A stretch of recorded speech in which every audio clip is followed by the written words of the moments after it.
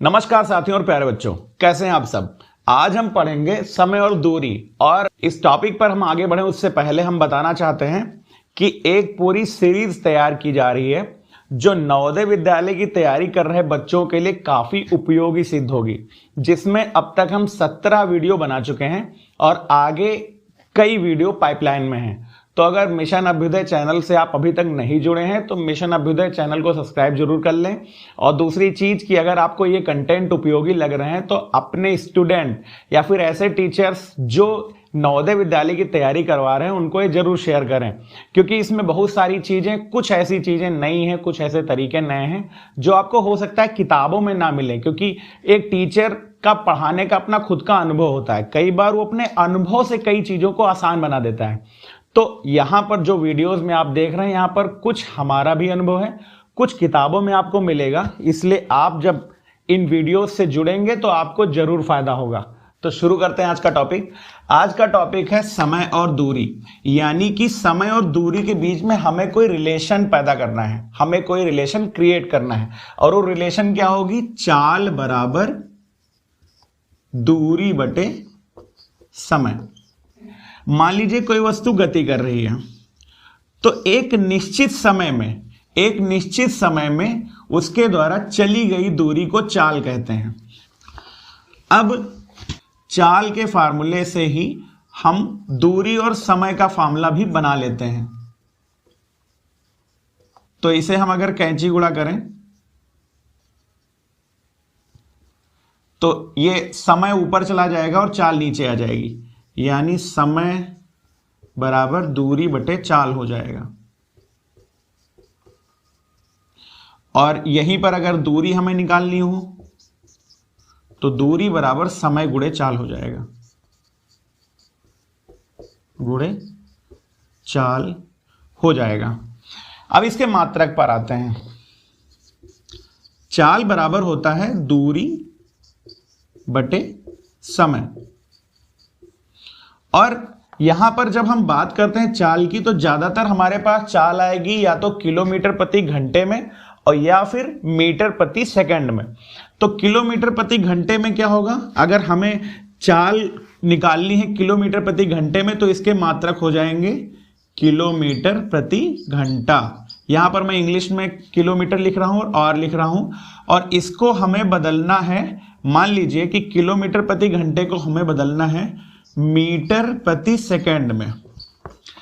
अब किलोमीटर से मीटर, यानी बड़ी राशि से हम छोटी राशि की तरफ जा रहे हैं। तो जब बड़ी राशि से छोटी की तरफ जाते हैं तो हम हमेशा गुणा करते हैं, और छोटी राशि से बड़ी राशि की तरफ जाते हैं तो भाग करते हैं।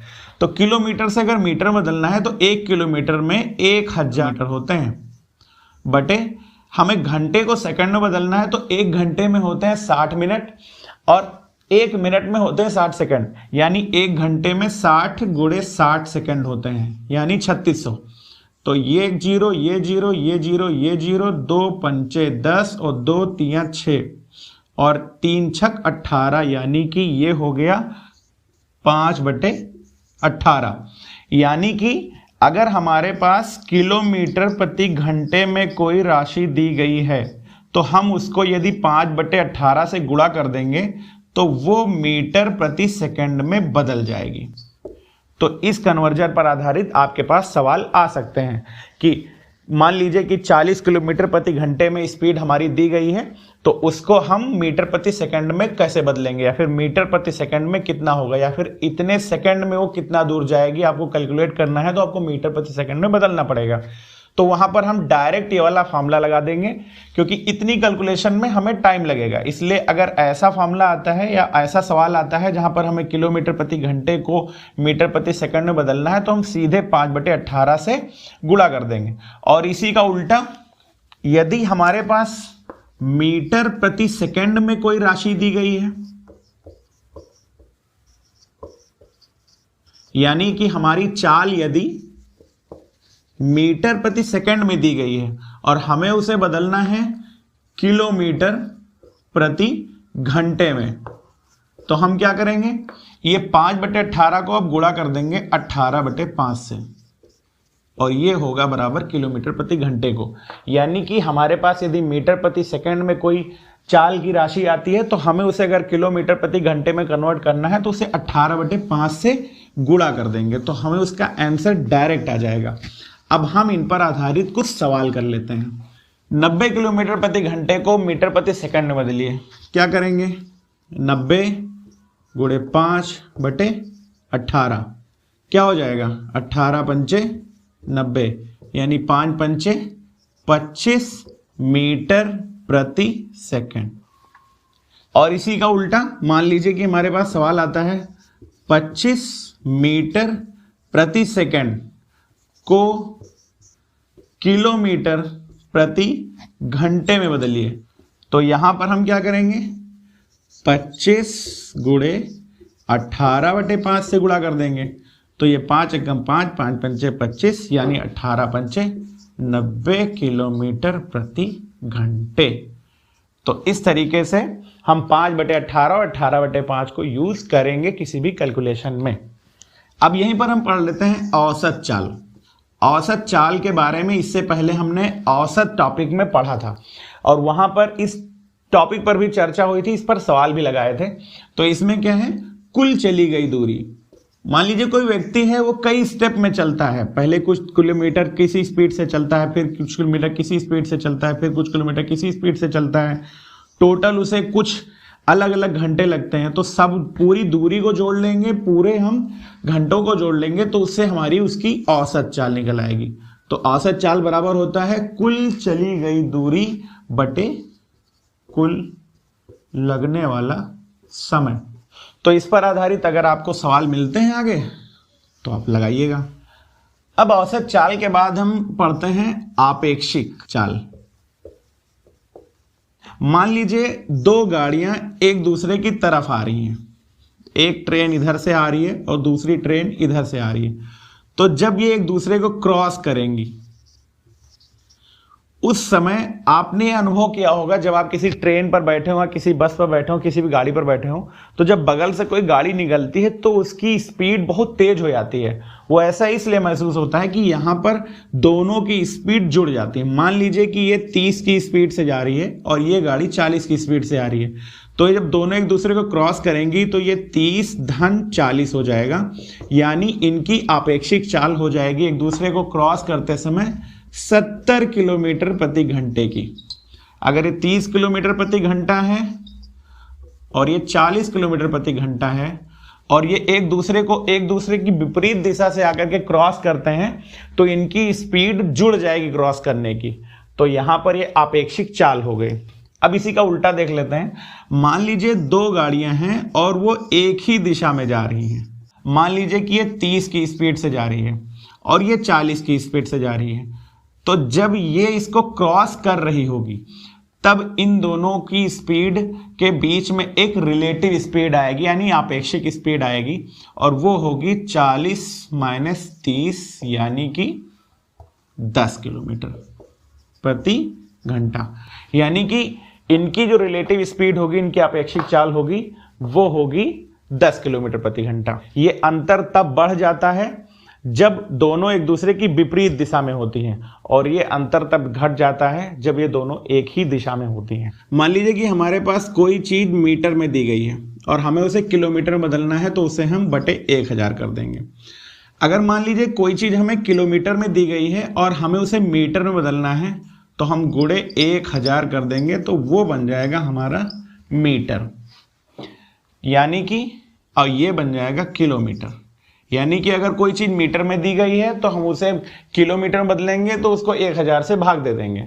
कोई चीज किलोमीटर में दी गई है और उसे मीटर में बदलना है तो 1000 से गुणा कर देंगे। और यही चीज मान लीजिए कि हमारे पास कोई चीज घंटे में दी गई है और घंटे से हमें बदलना है मिनट में, तो हम गुणे 60 कर देंगे, तो उत्तर हमारा मिनट में आ जाएगा। और वही चीज अगर हमारे पास कोई चीज मिनट में दी गई है और हमें उसे बदलना है घंटे में, तो ये बटे 60 हो जाएगा, तो ये उत्तर आ जाएगा घंटा। और यही चीज अगर सेकंड में दी गई है और सेकंड को हमें बदलना है घंटे में, तो इसको 60 × 60 यानी कि बटे 3600 से हम भाग कर देंगे तो हमारा सेकंड बदल जाएगा घंटे में। तो इस तरीके से कुछ छोटी छोटी कैलकुलेशन है जिनका हमें ध्यान रखना है। अब समय की कैलकुलेशन करने के लिए एक हम सवाल ले लेते हैं। एक बस है जो 10:15 पर सवेरे प्रातः चलकर अपने गंतव्य पर 6 घंटे 30 मिनट में पहुंच जाती है। अब आपको बताना है कि वो कब पहुंची अपने गंतव्य पर। 10:15 से 6 घंटे 30 मिनट है ना। 10:15 से 6 घंटे हो जाएंगे 4:15 शाम को। अब 4:15 शाम तक 6 घंटे हो गए। अब ये 30 मिनट को और हम इसमें जोड़ लेंगे, यानी कि हमारे वहां पर पहुंचने का समय हो जाएगा 4:45 शाम के। और शाम को हम पीएम से डिनोट करते हैं, यानी 4:45 पीएम। हमारा अगला सवाल है, एक बस दिल्ली से प्रातः 9:10 पर चलती है और शाम को 4:20 पर चंडीगढ़ पहुंच जाती है, तो यात्रा में लगने वाला समय बताओ। हमें दोपहर 12 बजे से लेकर रात के 12 बजे तक पीएम होता है और रात के 12 से दोपहर के 12 बजे तक एएम होता है। तो 9:10 से लेकर के शाम को 4:20 के बीच में हमें इसका काल बताना है कि कितना समय लगा। ऐसे सवालों को सॉल्व करने के लिए हमें क्या करना है कि ये जो 10 मिनट है, एक्स्ट्रा वाला जितना मिनट होता है ना, वहां से लेकर के उसे अगले घंटे तक बजने में जितना समय लगता है उतने मिनट को हम अलग से लिख लेते हैं। यहां पर अगर 10 मिनट बीत चुके हैं तो हमारे पास 50 मिनट और शेष हैं। ये हो गए 50 मिनट। अब हमारे पास बच गई 10 और 10 बजे से लेकर के 4 बजे तक हो गए 6 घंटे। घंटे को हम अलग लिखेंगे और फिर उसके बाद 20 मिनट और लग रहे हैं तो 20 मिनट और लग गए। तो हमारे पास टोटल घंटे हो गए 6 और मिनट हो गए 70। अब 70 मिनट होता है 1 घंटे 10 मिनट, यानी कि टोटल हमारा आंसर हो जाएगा 7 घंटे 10 मिनट। तो अब हम कुछ इस पर आधारित सवाल लगाएंगे। हमारा पहला सवाल है, एक मोटर कार 4 घंटे में 200 किलोमीटर की दूरी तय करती है, उसकी चाल क्या होगी। तो चाल बराबर दूरी बटे समय 200 और 4 घंटे लगते हैं, यानी 4 पंचे 20, यानी 50 किलोमीटर प्रति घंटा। क्वेश्चन नंबर 2, एक बस की चाल 36 किलोमीटर प्रति घंटा है, 1 सेकंड में उसके द्वारा चली गई दूरी बताओ। तो आपको यहां पर 36 किलोमीटर प्रति घंटे को बदलना होगा मीटर प्रति सेकंड में, यानी कि 5/18 से गुणा कर देना होगा और वो हो जाएगा मीटर प्रति सेकंड में आपका आंसर आ जाएगा। करिए, 18 × 18, 18 दूना 36, यानी कि 5 दूना 10 मीटर प्रति सेकंड, यानी कि वो बस 10 मीटर जाएगी 1 सेकंड में। हमारा सवाल है, 36 किलोमीटर प्रति घंटे की चाल से कोई ट्रेन किसी खंभे को 6 सेकंड में पार करती है, तो ट्रेन की लंबाई बताओ। इस सवाल में हमें 36 किलोमीटर प्रति घंटे की स्पीड दी गई है और यहां पर समय दिया गया है 6 सेकंड। तो यहां पर हमें या तो इस स्पीड को कन्वर्ट कर लेना है मीटर प्रति सेकंड में, और या इस सेकंड को बदल दीजिए घंटे में। तो ये हमारे लिए ज़्यादा आसान है। 36 × 5/18, यानी कि 10 मीटर प्रति सेकंड की चाल से चल रही थी और समय लगा है 6 सेकंड। तो दूरी बराबर होता है चाल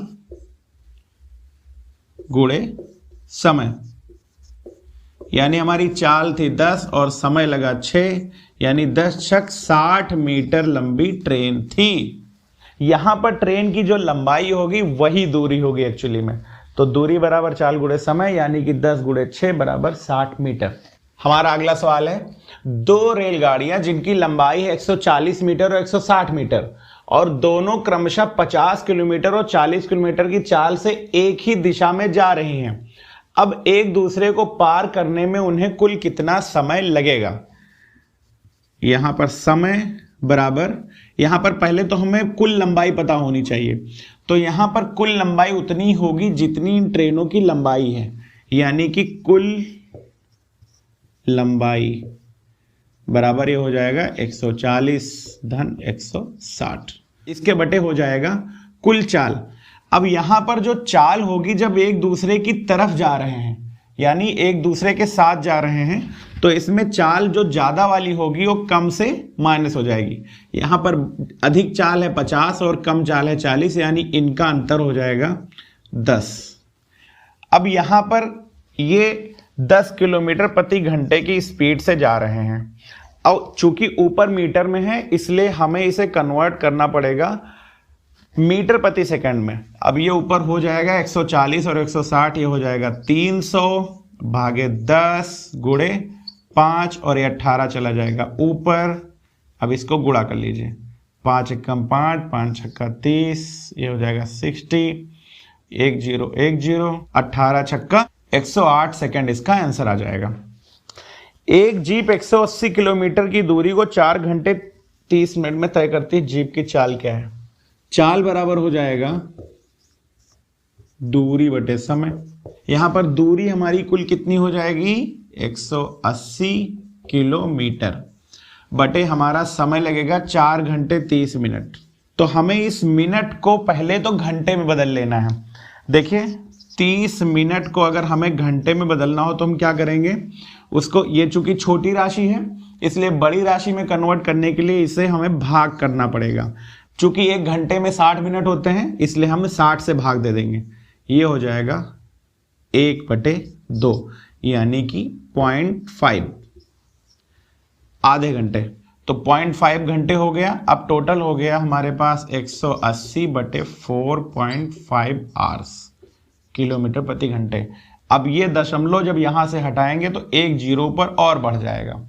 अब यहां पर 45 एकम 45, 45 चौका 180 और ये जीरो, यानी कि इसकी स्पीड हो जाएगी 40 किलोमीटर प्रति घंटे। एक आदमी 600 मीटर लंबा पुल 5 मिनट में पूरा करता है। चाल बताओ। चाल बराबर दूरी बटे समय। अब ये हो जाएगा 600 मीटर और बटे 5 मिनट। अब यहां पर गौरतलब बात यह है कि ये मिनट में है, ये मीटर में है। हमें चाहिए ये किलोमीटर में और ये चाहिए घंटे में। तो इसको हमें अगर मीटर को किलोमीटर में बदलना है तो क्या करना पड़ेगा? छोटी राशि है तो बड़ी राशि में बदलने के लिए हमें इसे क्या करना पड़ेगा? 600 को बटे 1000 से भाग करना पड़ेगा, यानी कि जब किलोमीटर में बदलेंगे तो बटे 1000 हो जाएगा। और वहीं पर ये 5 मिनट नीचे दिया हुआ है और ये मिनट है, इसे हमें घंटे में बदलना है तो ये बटे 60 हो जाएगा और ये बटे 60 आ जाएगा बटे ऊपर।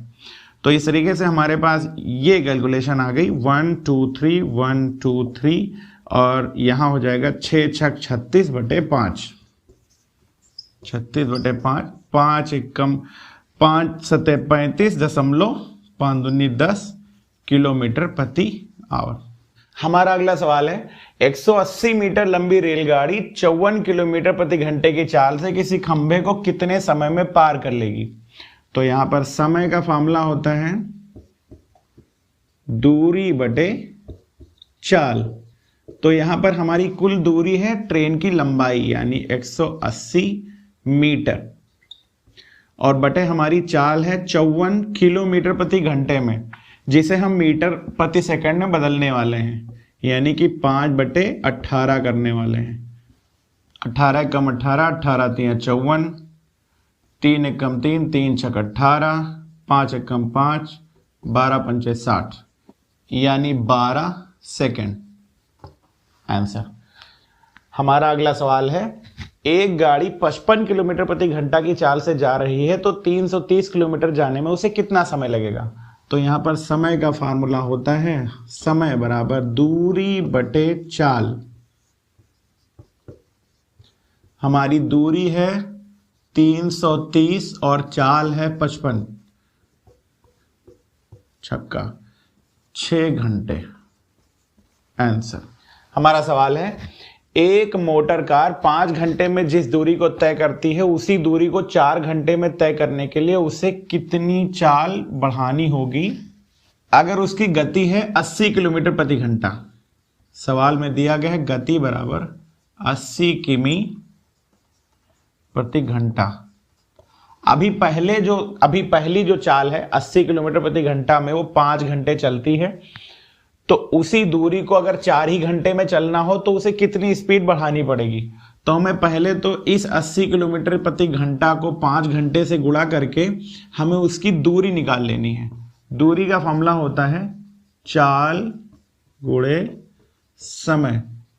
हमारी चाल है 80 और समय लग रहा है 5 घंटे, यानी 400 किलोमीटर की डिस्टेंस है।